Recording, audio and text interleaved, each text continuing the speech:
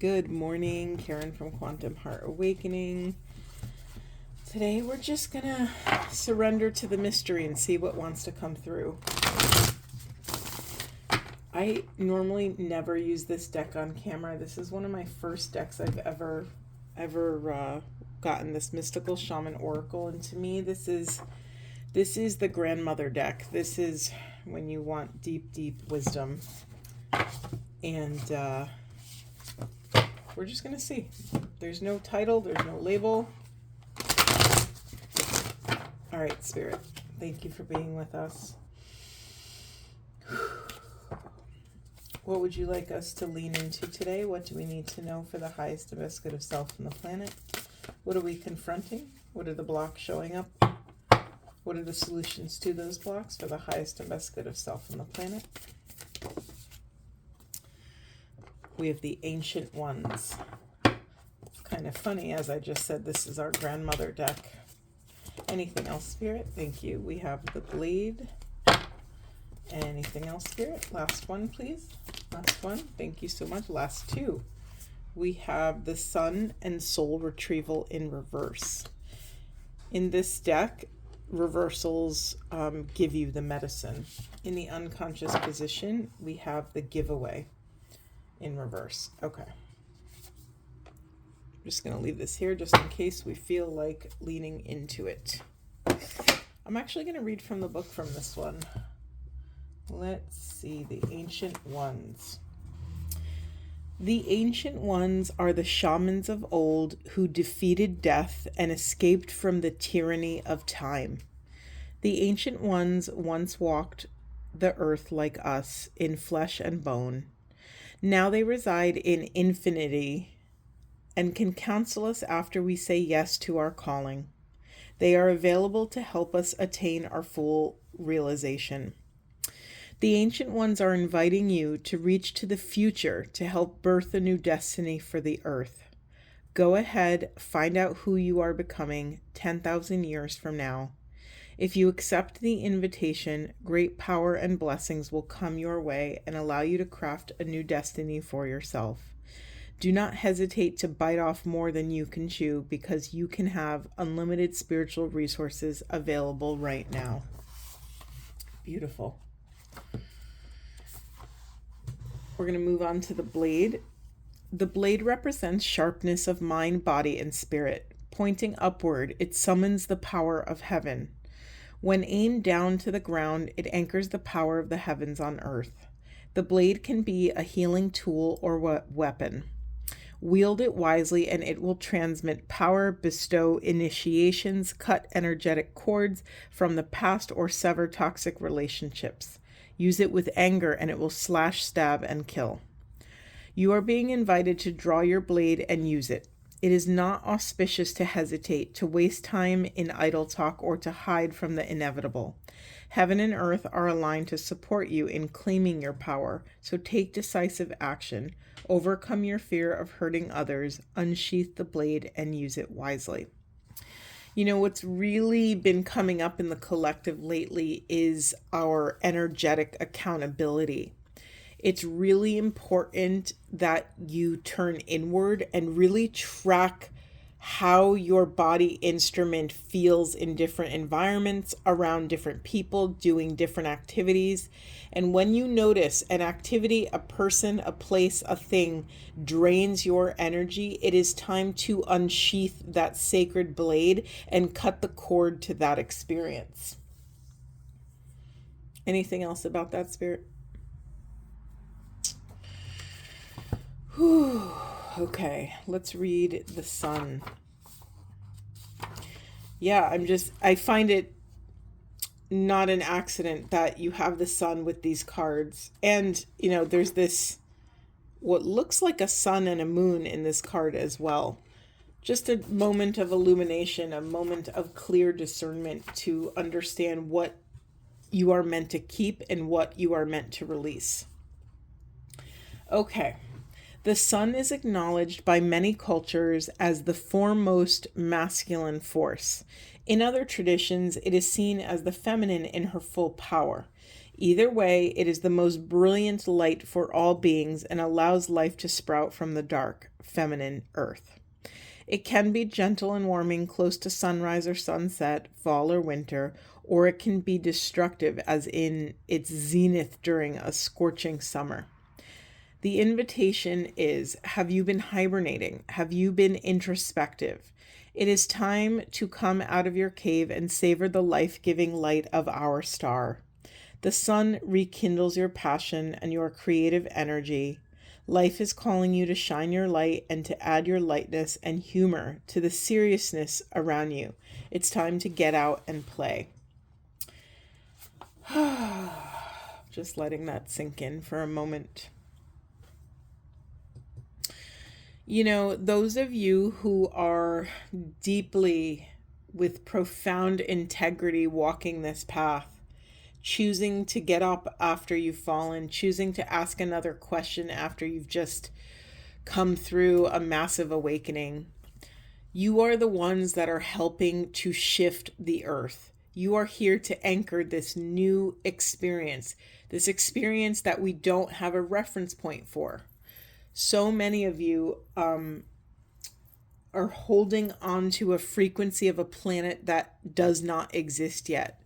And you've heard me say this recently a lot, that let's honor that. Let's honor the isolating nature of that experience, to be called to something out of convention, to be called to swim upstream against the current. I'm just going to read this medicine card, this soul retrieval. The soul retrieval is a practice that helps you recover a part of yourself, your energy, your enthusiasm, or your innocence that you have lost. At first, we'll use soul retrieval to recover our hurts and heal our childhood wounds. Later, we will learn to journey to recover our original nature, that self that never left the Garden of Eden. Who still speaks to the rivers, to the trees, and to God? When we return to Eden, we are whole again. When did you compromise what you truly believed in to be loved or accepted by someone? Think back over your life and find the time or times when this happened. Vow never to compromise your integrity again. What have you agreed to in the name of love that you know is deeply wrong? Make it right this instant. All of these messages are divinely pushing us towards taking deeper accountability for our energetic currency. Where are we spending it? Where are we investing it? Are we investing it in things that feed us? Are we making appropriate investments that we can live off the dividends of? That's the level of discernment that is being called for on the planet right now. What is in the unconscious position is the giveaway. The giveaway is a gift you offer to life without attachment, without expecting anything back. You can only give what is truly yours: a smile, a nod of encouragement, a gentle touch, and a kind word.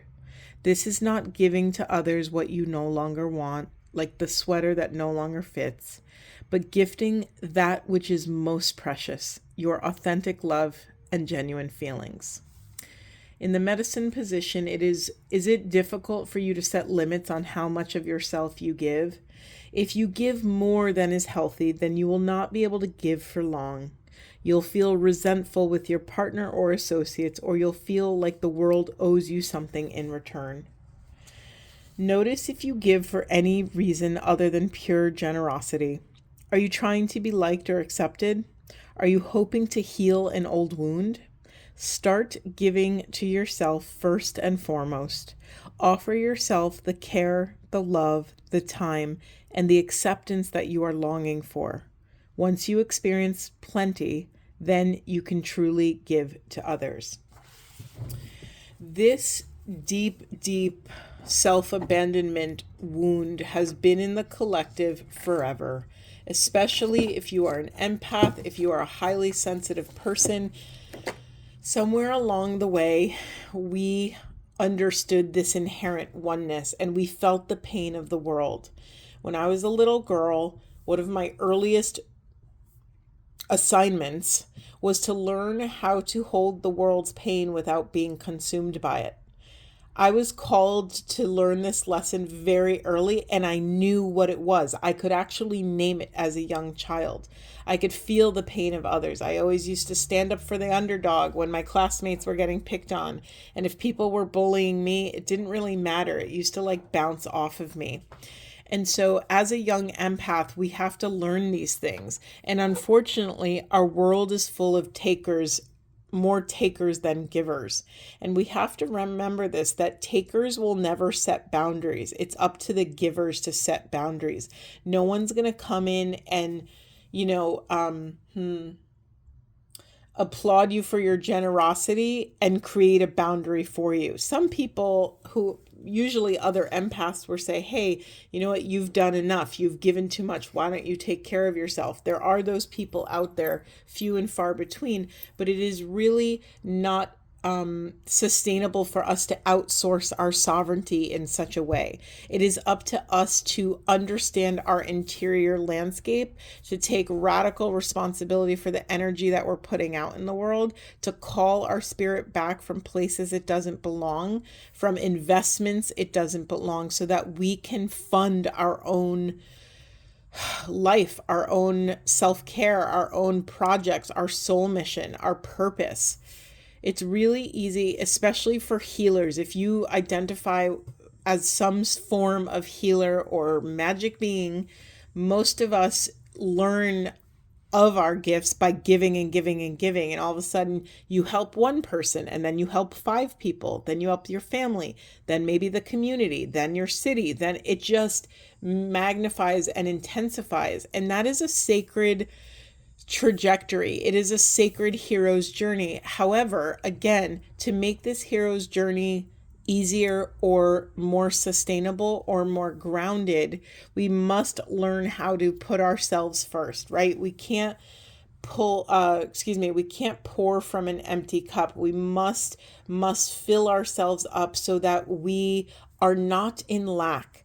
When we are in lack, there's a slew of cloudy emotions and thoughts and feelings that flood our system and make it blurry. We no longer have the clear knowing and clear sight when we are bleeding our energy to all of these external resources. Okay, beautiful. Let's try to get a little bit more specific. So just to recap what these messages were, you have access to your ancestors. You have so much divine quantum support, so you can call on the support at any given time. You have such power in your back pockets. Your ancestors, your quantum family, your soul tribe, whatever you want to call it, they are open, ready, and willing to support you. You just have to remember to ask. Secondly, we have this sacred blade of discernment. This is the blade that can this blade can harm, or it can give life and it can take life. It can give life and it can end life. And it's very important that you are alert, open, awake when you choose to use this blade to cut off or cut attachments to people, places, and things in your life.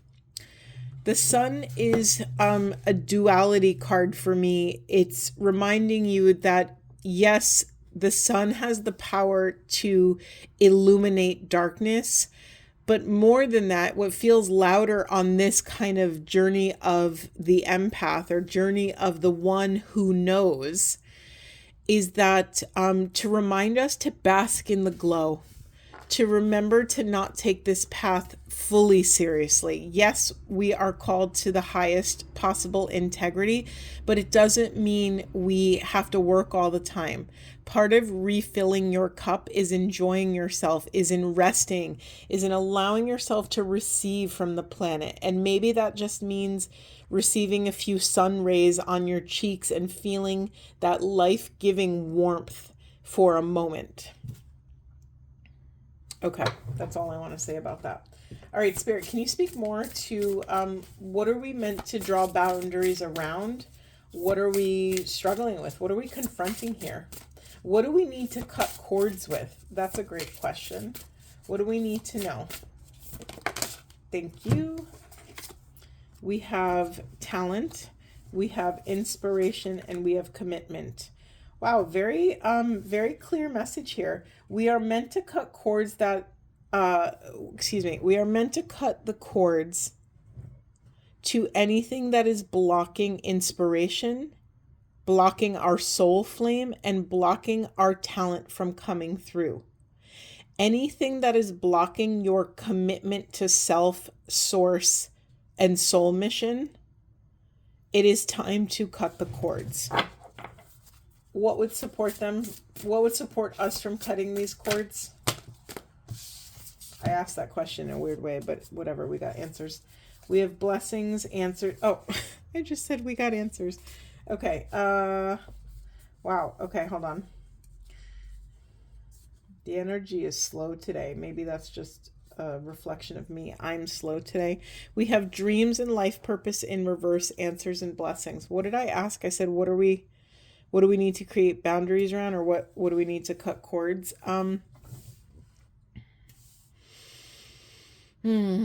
This feels very much like a set it and forget it circumstance.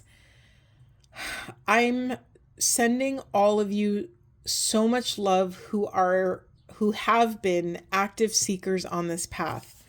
I know what it's like to desperately want to have resolution, to desperately want an answer to a question. And yet this journey is not meant to, you don't have to suffer on this journey. You can navigate this path with grace and ease.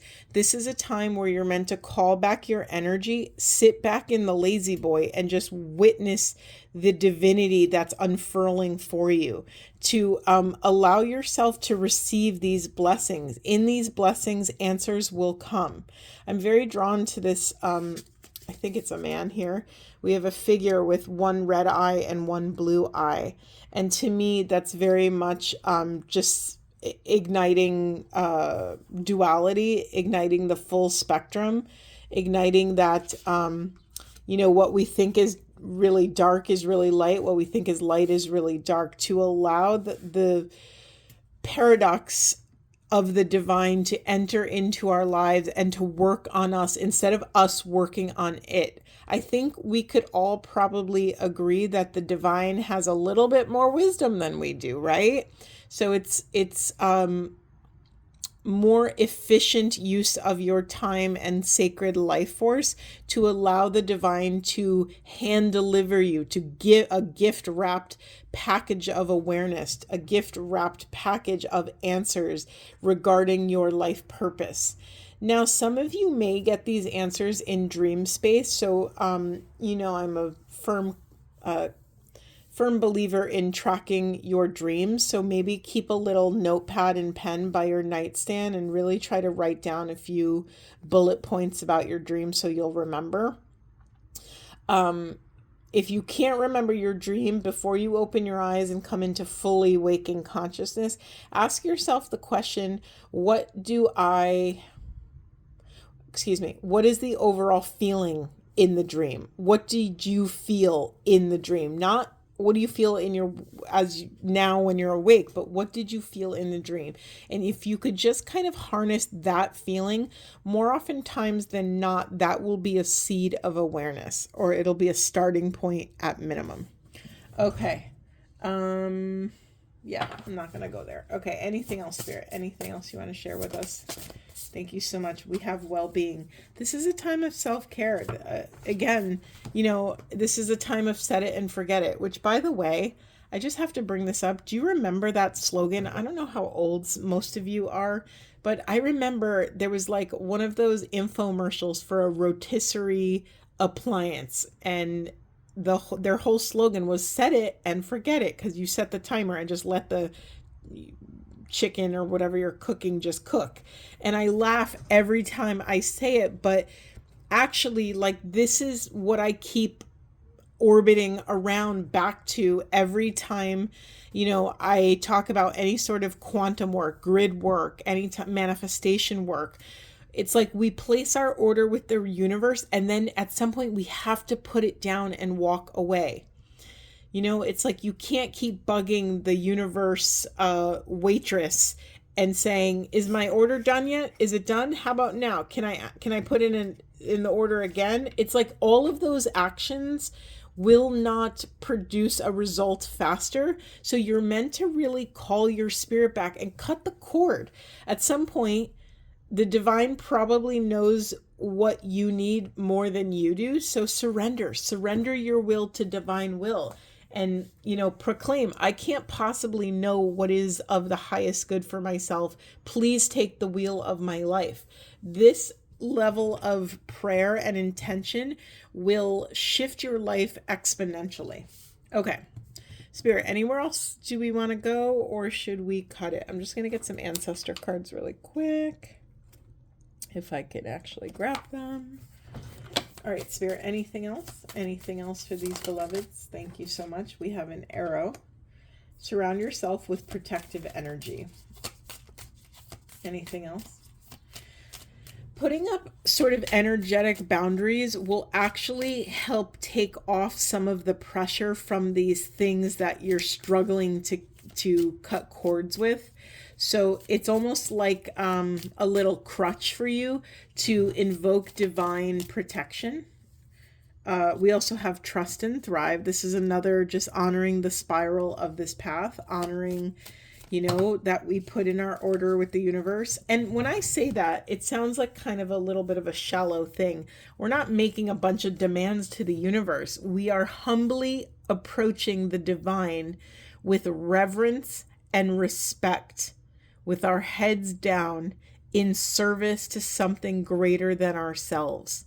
We are trusting that we will thrive no matter what the quantum field gifts us, whether it's success, whether it's hardship, whether it's hunger, whether it's sleeplessness.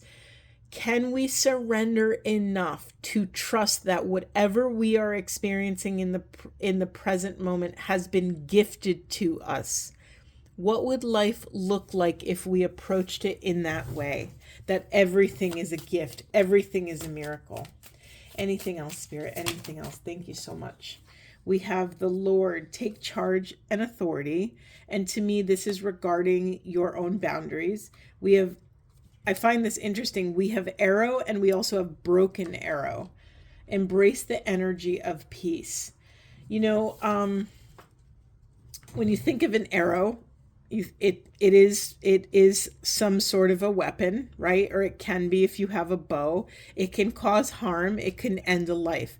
When you think of a broken arrow, you think maybe it's not as useful. Maybe it is serves as a memory of a difficult time. Maybe it's it's a reminder of this is not a time of war. This is a time of peace. So just hold that in the back of your heart, to know that you are allowed to enter this peaceful time, that you don't have to fight every moment of every day. And then we have another ancestor card, follow the voice of your soul.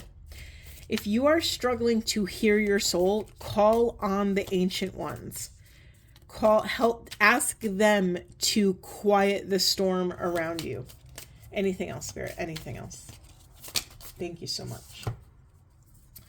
All right, we have drum, dream, and journey, which is very, it's invoking dream space. So start really tracking your dreams. We have she-wolf, unleash the wild within. This card almost comes out in every reading I do where I use this deck. And then we have seer, see beyond the current situation. This is, okay, when you see a seer, like she has her, I don't know if it's a she, I'm assuming it's a she. She has her eyes covered because she doesn't use her eyes to see. She uses literally everything else. She uses her intuition. She uses her body instrument that's full of those are the five senses that are very conventional in our awareness. But we have so many other senses that are coming into consciousness at this time on the planet. We get to use everything. Something, I'm challenging myself in this moment to see if I could name some other senses. Like sometimes we get divine impressions. We get a scene. Sometimes I see images. When I do readings, a lot of time I see images of, it's literally like a scene on a TV or a play taking place, and it's just a quick little image, and sometimes it's a video image, sometimes it's like a photograph of something. And so you're being called to try and quiet the conventional sensory experience and try to open yourself up to mystical experience, mystical perception. Invoke the divine, imbue yourself with sort of this divine sight and see what happens. You never know what can happen. Can you say more about this sight, these extra sensorial senses? I don't know what to call it. We have Sky Father, trust in the unknown, again invoking something greater than ourselves, and Winter, take care of your needs. This is radical self-care. In the unconscious position, we have Fire Guardian, ignite your passions. This is a nod to, it is now safe for you to actually just answer the call of what makes you happy.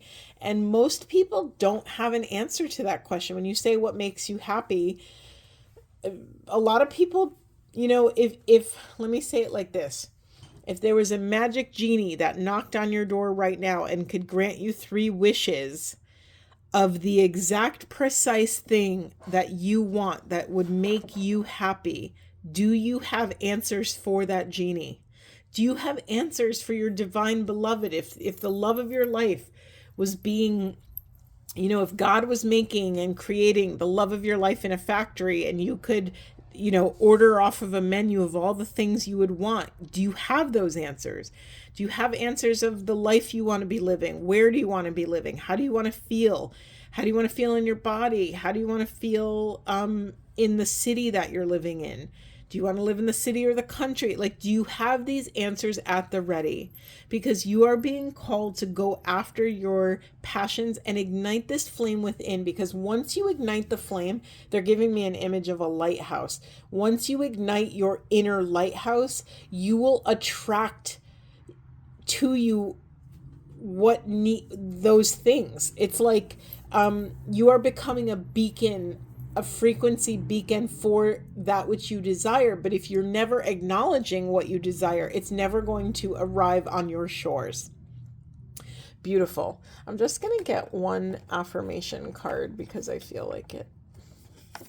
We have, I practice forgiveness. It says forgiveness is freeing. By forgiving yourself and others, you allow yourself to move forward with confidence and peace. Open up to all the love and joy you deserve by letting go of what no longer serves you. Period. Beautiful. I don't know what I'm going to title this reading. This was, there was no focus. There was a lot of empath support. But this really feels sort of like a generic collective support reading, and I loved it. It was very beautiful. I hope this was supportive, and if you have any questions, please reach out, and I will see you in the next one.